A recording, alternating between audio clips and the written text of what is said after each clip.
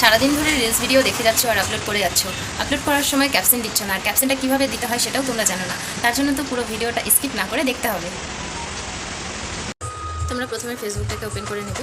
এখানে লেখা আছে ক্রিয়েট স্টোরি, ক্রিয়েট রিলস। তো ক্রিয়েট রিলস তোমরা এখান থেকেও রিলস বানাতে পারো, অথবা এখানে 3 লাইনে গিয়ে এখানেও রিলস অপশনটি আছে, তোমরা এখান থেকেও রিলস বানাতে পারো। তো আমি বেশিরভাগটা এখান থেকে বানাই, তো আমি এখান থেকেই তোমাদেরকে দেখাচ্ছি।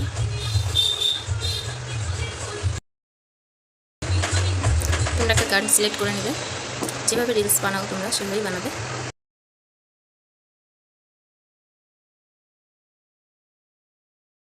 এখানে যে তোমরা লেখাটা লিখবে ডেসক্রিপশন বক্সে, এটাকেই বলা হয় ক্যাপশন। তো ক্যাপশনে তোমরা গানের টাইটেলও লিখতে পারো, অথবা তোমরা রিলসটা যে টপিক নিয়ে বানাচ্ছ সেই টপিক নিয়ে কিছু একটা বলতে পারো। আশা করি তোমরা বুঝে গেছো। তো এভাবেই তোমরা ভিডিওটা আপলোড দেবে। তারপরে এখানে শেয়ার নাও রয়েছে, শেয়ার নাও করে দেবে।